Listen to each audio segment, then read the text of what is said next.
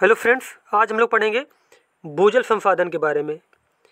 अब इसमें पहला क्वेश्चन हमारा है, उत्तर प्रदेश एवं मध्य प्रदेश राज्य में संयुक्त राजघाट नदी घाटी परियोजना स्थित है। राजघाट नदी घाटी परियोजना स्थित है बेतवा नदी पर। किसमें? बेतवा नदी पर। उसके बाद अगला क्वेश्चन है, भारत में माला नहर तंत्र को प्रस्तावित किया था दिनेश जे दस्तूर ने। किसने? दिनेश जे दस्तूर ने माला नहर तंत्र को प्रस्तावित किया था। उसके बाद नेक्स्ट क्वेश्चन है, इंदिरा गांधी नहर उद्गम स्थल है हर के बैराज से। कहाँ से? हर के बैराज से। उसके बाद नेक्स्ट क्वेश्चन है, गत 25 वर्षों में नलकूप सिंचाई का सर्वाधिक शानदार विकास हुआ है। कहाँ पे? सरयू पार मैदान में। उसके बाद नेक्स्ट क्वेश्चन, भाखड़ा नागल किन राज्यों की संयुक्त परियोजना है? वह हरियाणा, पंजाब और राजस्थान की। और कौन सी नदी पर है? यह सतलज नदी में। किसमें? सतलज नदी में। उसके बाद ऊपरी गंगा नहर का उद्भव स्थान है हरिद्वार। कहाँ पे? हरिद्वार। उसके बाद नेक्स्ट क्वेश्चन है, राणा प्रताप सागर किस नदी पर बना है? वो बना है चंबल नदी पर। राणा प्रताप सागर जो बांध है वो कहाँ पे है?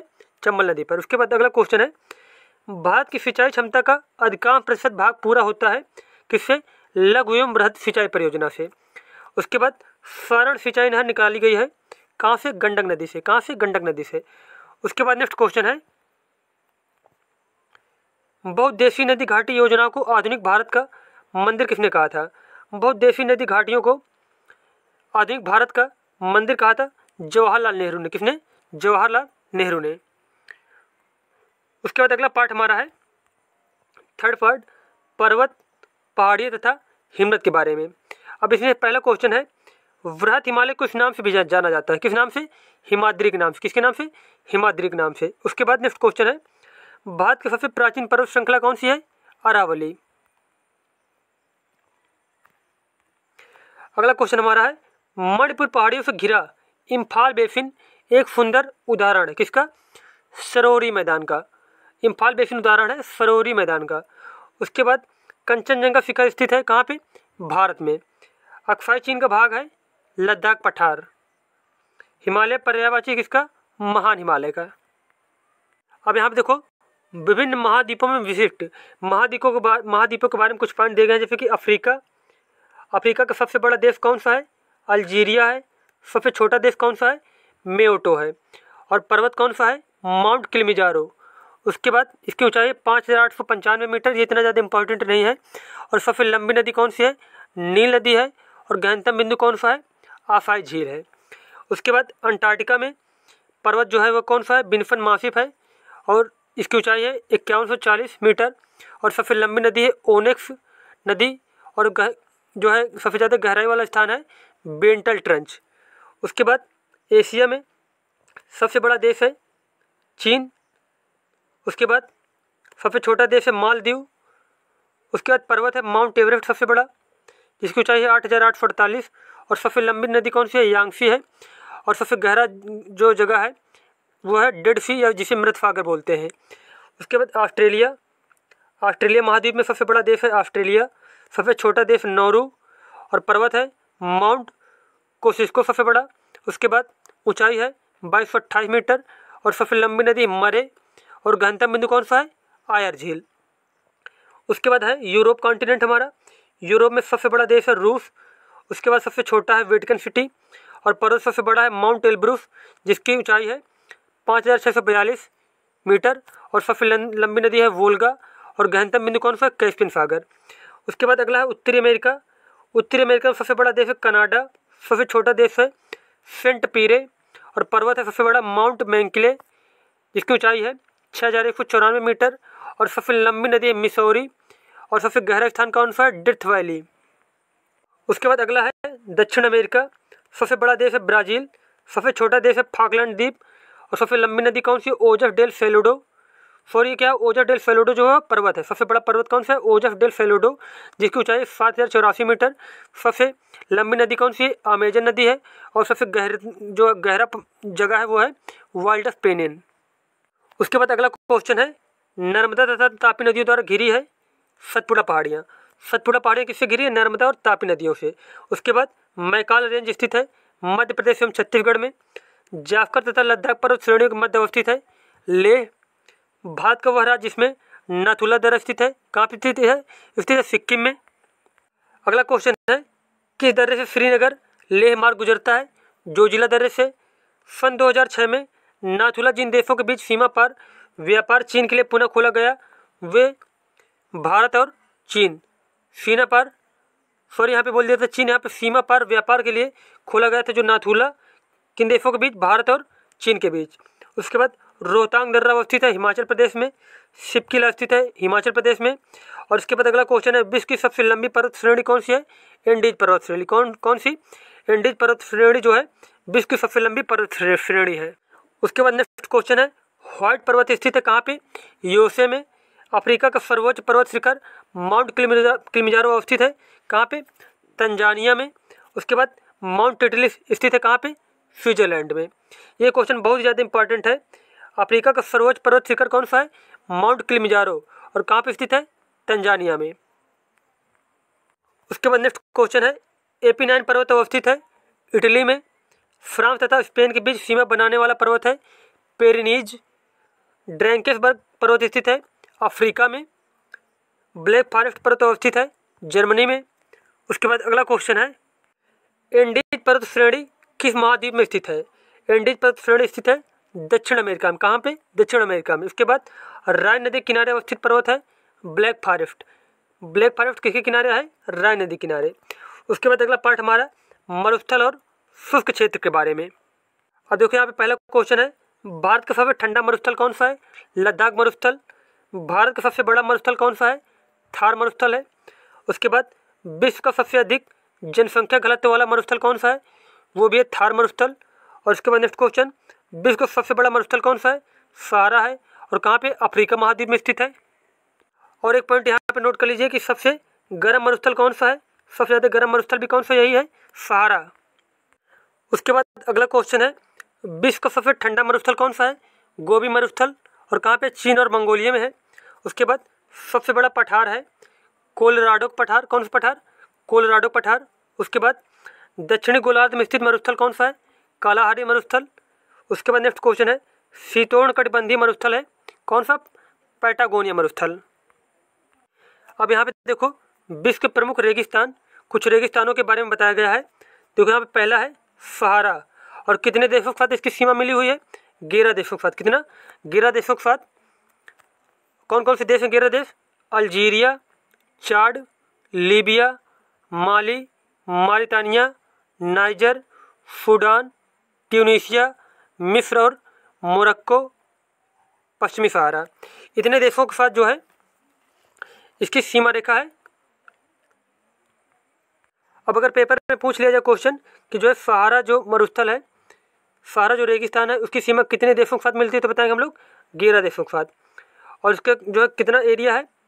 इकाई दहाई सैकड़ा हज़ार 10,000 लाख 10 लाख करोड़। इकाई दहाई सैकड़ा हज़ार 10,000 लाख 10 लाख कितना है?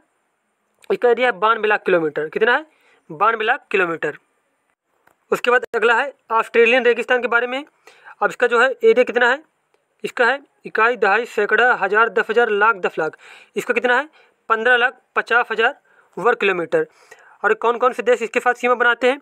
Great Sandy, great Victoria, Simpson, Gibson, Stuart रेगिस्तानी क्षेत्र इसमें सम्मिलित हैं। उसके बाद अगला है अरेबियन।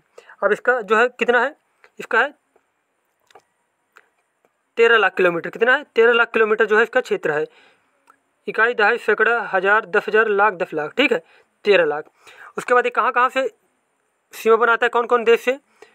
दक्षिण अरब, उसके बाद यमन और अरब अलग है इसमें से, सीरिया, रबल खाली एवं अल नाफूज क्षेत्र के रेगिस्तान सम्मिलित इसमें से। अगला है गोबी मरुस्थल। ये भी 13 लाख किलोमीटर और ये बनाता है मंगोलिया और चीन के बीच में। किसके बीच में है? मंगोलिया और चीन के बीच में इसकी सीमा मिलती है। उसके बाद कालाहारी मरुस्थल, ये कौन से देश में है? बोत्सवाना, नामीबिया, दक्षिण अफ्रीका का। ये जो इसके देश है बोत्सवाना, नामीबिया और दक्षिण अफ्रीका।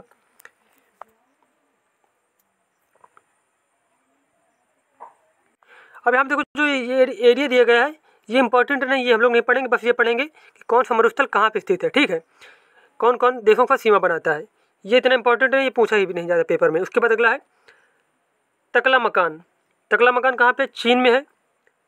सोनोरन रेगिस्तान है एरिजोना एवं कैलिफोर्निया के बीच में। एरिजोना कहाँ पे? यूएसए में है।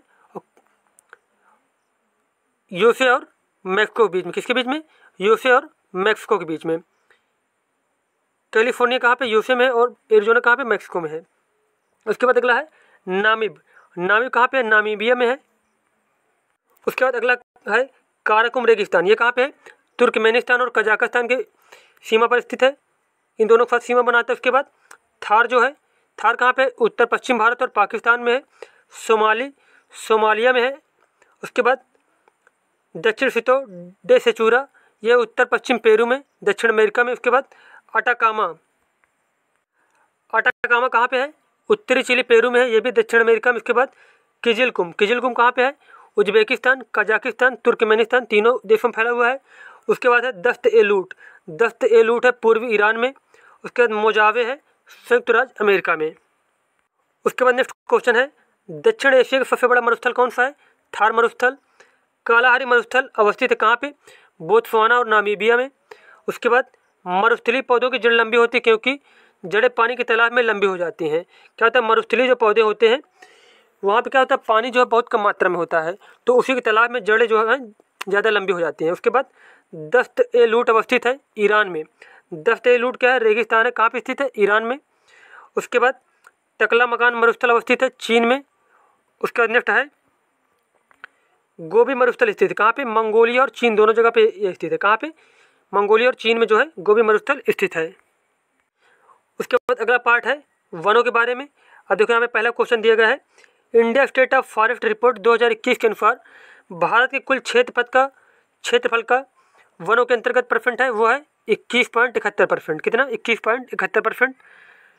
उसके बाद नेक्स्ट क्वेश्चन है India state of forest report 2021 के अनुसार भारत में कुल वनावरण एवं वृक्षावरण देश के कुल भौगोलिक क्षेत्र का है, तो इसका कितना परसेंट है? 24.62%। कितना परसेंट? 24.62%। इसमें से वनावरण भी शामिल है और वृक्षावरण, दोनों चीज़ें शामिल है। उसके बाद नेक्स्ट क्वेश्चन है सदाबहार वन पाया जाता है कहाँ पे? पश्चिमी घाट में पाए जाते हैं। भारत का वह राज्य जहाँ सागवान का वन पाया जाता है, तो सागवान जो सबसे ज़्यादा पाया जाता है वो पाया जाता है मध्य प्रदेश में। कहाँ पे? मध्य प्रदेश में। उसके बाद नेक्स्ट क्वेश्चन है भारत में अति सघन वनों का सर्वाधिक क्षेत्र जिस राज्य में पाया जाता है वह है अरुणाचल प्रदेश। कौन सा राज्य है? अरुणाचल प्रदेश। उसके बाद नेक्स्ट क्वेश्चन है वह वृक्ष जो कभी सामाजिक वानिकी में लोकप्रिय था अब एक पाचकी आतंकवादी माना जाता है, वह यूकेलिप्टस। कौन सा पेड़ है? यूकेलिप्टस। पेपर में क्वेश्चन बहुत बार पूछा गया है कि जब पाचकी तंत्र का आतंकवाद किस पेड़ को कहा जाता है, तो बताएंगे हम लोग यूकेलिप्टस को। उसके बाद नेक्स्ट क्वेश्चन है राष्ट्रीय वन नीति में भारत के कुल भौगोलिक क्षेत्र के कितने प्रतिशत पर वन रखने का लक्ष्य है, तो वह 1/3 क्षेत्र पर। कितने क्षेत्र पर? 1/3 क्षेत्र पर।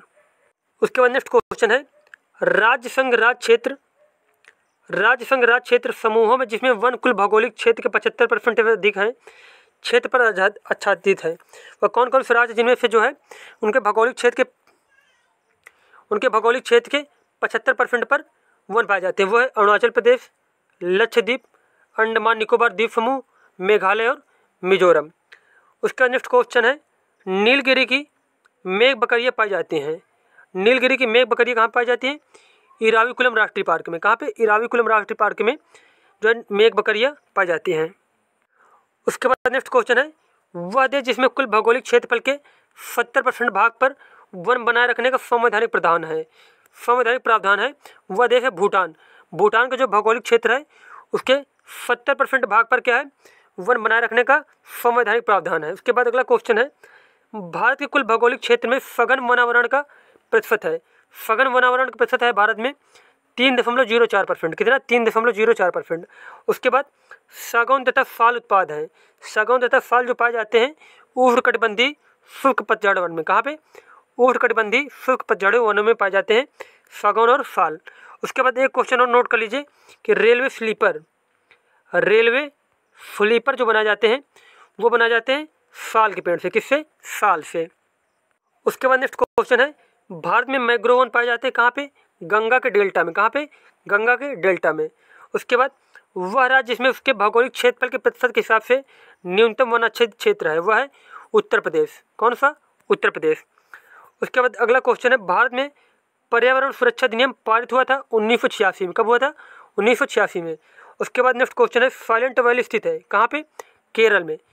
साइलेंट वैली स्थित है केरल में। और एक क्वेश्चन नोट कर लीजिए, फूलों की घाटी, फूलों की घाटी कहाँ पे है? फूलों की घाटी है उत्तराखंड में। कहाँ पे? उत्तराखंड में। ये भी क्वेश्चन बहुत बार पूछा गया है। उसके बाद नेक्स्ट क्वेश्चन है, पौधों एवं पशुओं की सर्वाधिक विविधता पाई जाती है उष्णकटिबंधीय सदाबहार वनों में। कहाँ पे? उष्णकटिबंधीय सदाबहार वनों में सर्वाधिक विविधता पाई जाती है पौधों और पशुओं की। उसके बाद अगला क्वेश्चन है, राष्ट्रीय वनीकरण एवं पारिस्थितिकी विकास बोर्ड NAEB की स्थापना भारत सरकार द्वारा की गई थी। कब की गई थी? 1992 में। भारत सरकार द्वारा राष्ट्रीय हरित अधिकरण NGT की स्थापना हुई थी 2010 में। कब हुई थी NGT की स्थापना? 2010 में। उसके बाद नेक्स्ट क्वेश्चन है, वन अनुसंधान संस्थान स्थित है देहरादून में। कहाँ पे? देहरादून में। उसके बाद अगला क्वेश्चन है, सामाजिक वानिकी में प्रोत्साहित किया जाता है, सामाजिक वानिकी में प्रोत्साहित किया जाता है बहुउपयोगी वृक्षों के रोपण को। किसको? बहुउपयोगी वृक्षों के रोपण को सामाजिक वानिकी में प्रोत्साहित किया जाता है। उसके बाद नेक्स्ट क्वेश्चन है, वन नाश का मुख्य कारण क्या है? कृषि क्षेत्र का विकास। जहाँ पे क्या होता है, वनों की संख्या होती है, वहाँ पे काट काट के उसको क्या किया जा रहा है? वहाँ पे खेती करना शुरू किया जा रहा है। उसके बाद नेक्स्ट क्वेश्चन है, भारत में वन संरक्षण अधिनियम पारित किया गया था 1980 में। कब पारित किया गया? 1980 में। उसके बाद अगला क्वेश्चन है, मृदा क्षरण को रोका जा सकता है किससे? वनारोपण से। किससे? वनारोपण से जो है मृदा क्षरण को रोका जा सकता है। उसके बाद अगला क्वेश्चन है, पारिस्थितिक संतुलन बनाए रखने में मदद नहीं करता वनों को काटना। उसके बाद नेक्स्ट क्वेश्चन, अंतर्राष्ट्रीय टाइगर दिवस मनाया जाता है 29 जुलाई को। कब मनाते हैं? 29 जुलाई को बाघ दिवस के रूप में हम लोग मनाते हैं। विश्व वन्यजीव दिवस मनाया जाता है 3 मार्च को। कब मनाते हैं? 3 मार्च को। उसके बाद संरक्षित कच्छ वनस्पति क्षेत्र कहाँ पे है? गोवा में। अगला क्वेश्चन है, नेपाल एवं भारत में वन जीवन संरक्षण प्रयासों के रूप में सेव नामक एक नया संगठन प्रारंभ किया गया है। सेव का उद्देश्य क्या है? गिद्ध का संरक्षण करना। जो गिद्धों की संख्या जो है विलुप्त होती जा रही है, तो उन्हीं का संरक्षण करना है। उसके बाद नेक्स्ट क्वेश्चन है, बहुउद्देशीय वृक्षों के रोपण को प्रोत्साहित किया जाता है सामाजिक वानिकी में। किसमें? सामाजिक वानिकी में। उसके बाद मोस्ट इंपॉर्टेंट क्वेश्चन यहाँ पे है, ये देखो, वह ड्रग जो गिद्धों की समष्ट में नाश के लिए उत्तरदायी है वह है डिक्लोफेनेक सोडियम। क्या? डिक्लोफेनेक सोडियम एक दवा थी जो जानवरों को लगाई जाती थी जब जानवर बीमार हो जाते थे। तो क्या होता था, जैसे वो जानवर खत्म हो गया तो गिद्ध जो होते थे तो वही खा लेते थे जानवर को, तो वो जो दवा होती थी उसका जो है रिएक्शन हो जाता था गिद्धों के ऊपर। तो इसी की वजह से जो गिद्धों की जो प्रजाति वो बहुत ज़्यादा विलुप्त हुई है, केवल यही डिक्लोफेनेक दवा की वजह है। लेकिन सरकार ने क्या किया है, ये दवा जो है इसको बंद कर दिया गया है। उसके बाद नेक्स्ट क्वेश्चन है, वह राज्य जहाँ की जनजातीय महिलाओं ने पेड़ काटने वालों के खिलाफ सामाजिक बहिष्कार की सर्वप्रथम घोषणा की, वह हिमाचल प्रदेश। भारत सरकार द्वारा बाघ परियोजना शुरू की गई थी वर्ष 1973 में। कब की गई थी? वर्ष 1973 में। उसके बाद नेक्स्ट क्वेश्चन है, द ग्रेट इंडियन बस्टर्ड जो एक विलुप्त प्राय पक्षी की प्रजाति आजकल भारत में पाया जाता है। कहाँ पे? राजस्थान राज्य में। द ग्रेट इंडियन बस्टर्ड जो है क्या एक विलुप्त प्राय पक्षी प्रजाति है, वो पाया जाता है राजस्थान में। उसके बाद नेक्स्ट क्वेश्चन है, चौड़ी पत्ती सदाबहार विशेषता किसकी? सिल्वा वनों की। उसके बाद अगला क्वेश्चन है, सागरीय राष्ट्रीय उद्यान स्थित है मन्नार की खाड़ी में। कहाँ पे? मन्नार की खाड़ी में। अफ्रीका का वह देश जहाँ सघन उफनार्द वन है वह है आइवरी कोस्ट। कौन सा? आइवरी कोस्ट देश है जहाँ पे सघन उफनार्द वन पाए जाते हैं। उसके बाद नेक्स्ट क्वेश्चन है, अयनवर्ती वर्षा वन पाए जाते हैं कांगो घाटी में। कहाँ पे? कांगो घाटी में। उसके बाद वह देश जहाँ उसके भौगोलिक क्षेत्र का उच्चतम प्रतिशत वनाच्छिद्र है वह है जापान। कौन सा देश है? जापान देश। उसके बाद अगला क्वेश्चन देखते हैं हम लोग, शुक्ला फांटा वन्य जीव अभयारण्य स्थित है कहाँ पे? नेपाल में। टैगा वन विशेषता किसकी है? समशीतोष्ण क्षेत्र की टैगा वन विशेषता होती है। जो टैगा वन पाए जाते हैं कहाँ पाए जाते हैं? समशीतोष्ण क्षेत्र में। उसके बाद अगला क्वेश्चन है, वह महाद्वीप जिसमें उष्णकटिबंधीय पर्णपाती वनों का विस्तार अधिक है वह महाद्वीप है एशिया महाद्वीप।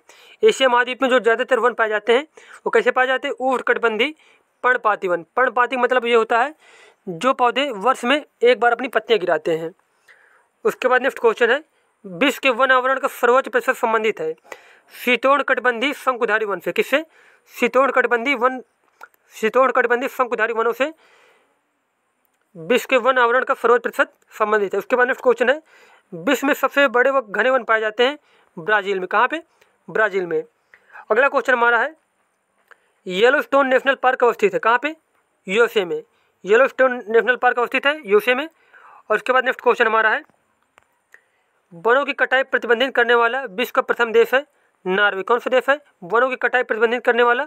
नॉर्वे। अब अगला चैप्टर हमारा खनिज संसाधन, ये पढ़ेंगे हम लोग नेक्स्ट वीडियो में। धन्यवाद।